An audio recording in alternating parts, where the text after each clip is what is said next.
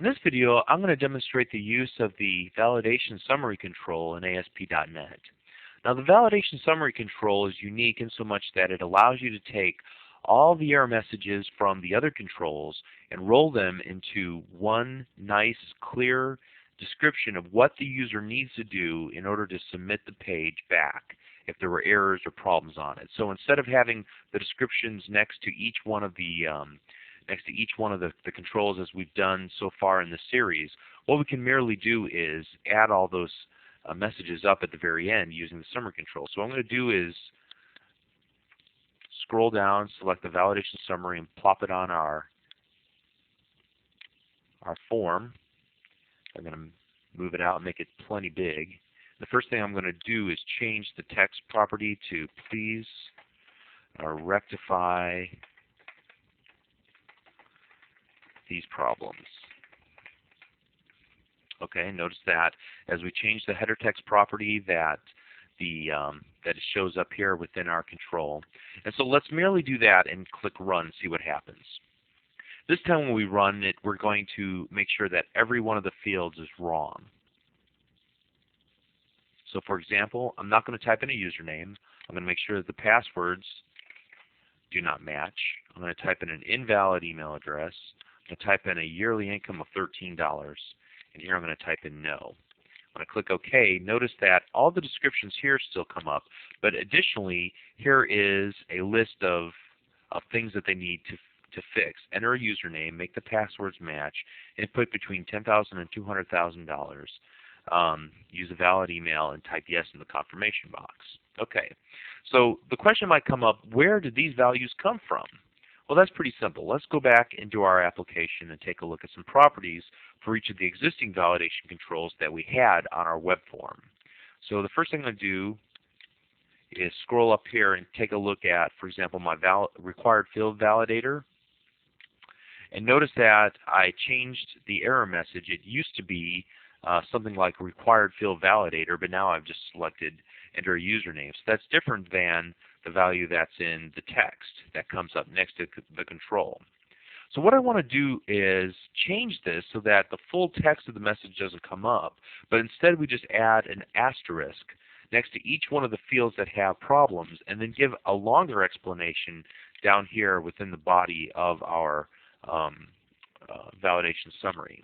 So what we'll do is change the text properties of all of our controls to just a single asterisk.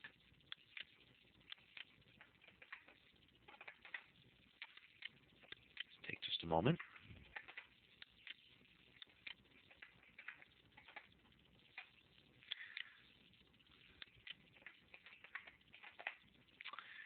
Okay, great. So now we'll save this and run it.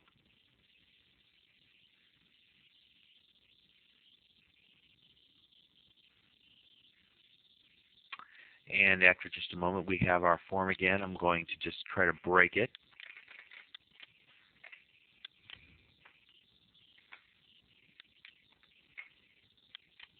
Notice when we do that, the asterisks now appear right to the right-hand side of the actual controls, and then we have the full descriptions down here in the body of the validation summary.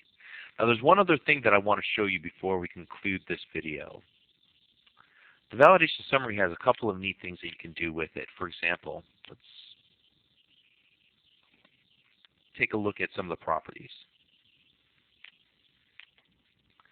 First thing that I can do is change the show message box to true and see what that does. So let's go ahead and just change that and then select run. Try to break our page again,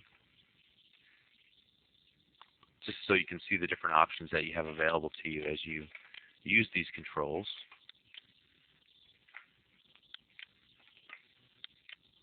Notice that it pops up a little message box.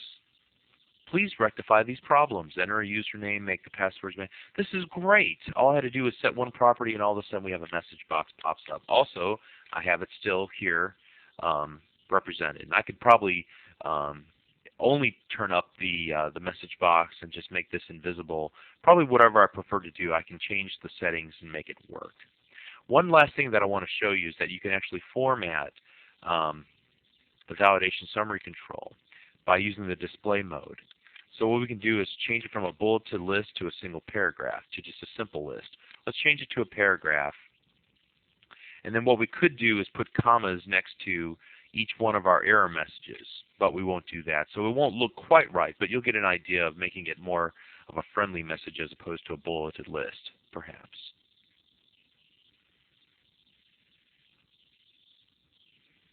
So we'll go ahead and break our application by typing in invalid values. Type in $15 and we'll put blah. Okay. Now, notice that the message box changed. Please rectify these problems. Enter a username, make the password match, and so it's all one long sentence. We could have added some commas in there to make it a little more friendlier, but we chose not to. And notice that the same message is here. So you have some control over how that information is actually displayed back to the user. You can also set the font and the colors, and you can even use a cascading style sheet style instead. So there's a lot of flexibility there. But I hope that this actually benefits you, that you use these validation controls because they're so valuable. They save you so much time, especially when you're trying to validate user input from the old way where you had to write a lot of JavaScript on the client side. Thank you very much.